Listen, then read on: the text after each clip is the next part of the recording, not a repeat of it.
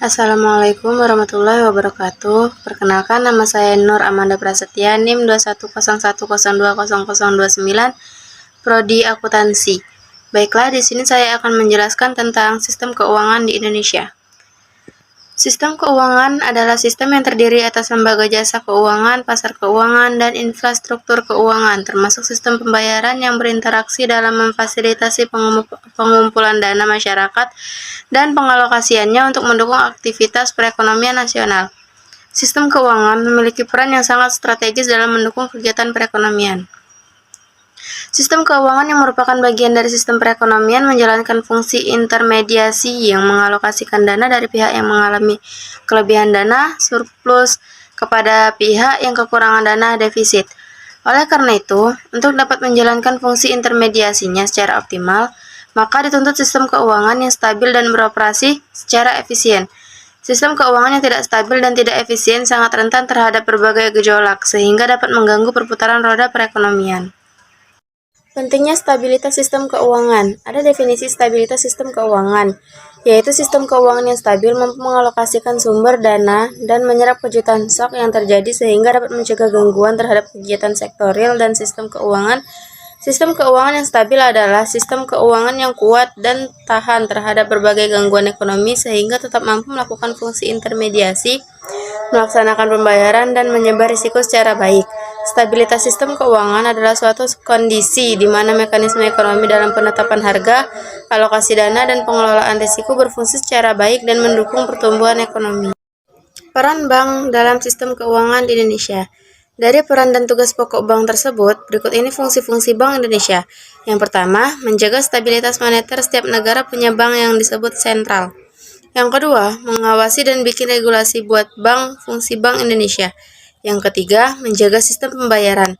Yang keempat, melakukan riset dan pemantauan. Menetapkan dan melaksanakan kebijakan moneter. Untuk mencapai tujuan Bank Indonesia, Pasal 10 Undang-Undang Nomor 23 Tahun 1999, Bank Indonesia dalam menetapkan dan melaksanakan kebijakan moneter berwenang. Yang pertama, menetapkan sasaran-sasaran moneter dengan memperhatikan sasaran laju inflasi yang ditetapkannya. Yang kedua, melaksanakan pengendalian moneter dengan menggunakan cara-cara yang termasuk tetapi tidak terbatas pada operasi pasar terbuka di pasar uang baik rupiah maupun valuta asing, penetapan tingkat diskonto, penetapan cadangan wajib minimum. Kebijakan nilai tukar.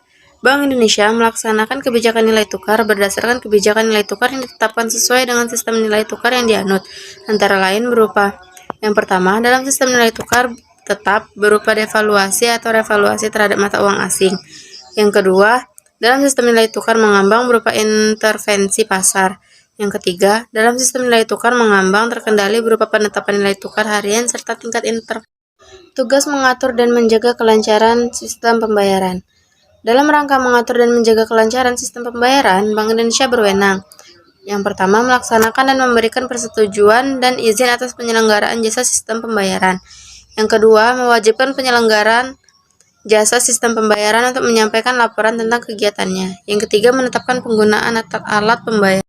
Adapun contoh dari lembaga keuangan adalah bank. Yang pertama, melancarkan pertukaran produk, barang, dan jasa dengan menggunakan uang dan instrumen kredit, menghimpun dana dari masyarakat dalam bentuk simpanan dan menyalurkan ke masyarakat dalam bentuk pinjaman. Yang kedua, memberikan pengetahuan dan informasi, yaitu lembaga keuangan melaksanakan tugas sebagai pihak yang ahli dalam analisis ekonomi dan kredit untuk kepentingan pihak lain. Yang ketiga, menciptakan dan memberikan likuiditas. Lembaga keuangan mampu memberikan keyakinan kepada nasabahnya bahwa dana yang disimpan akan dikembalikan pada waktu jatuh tempo.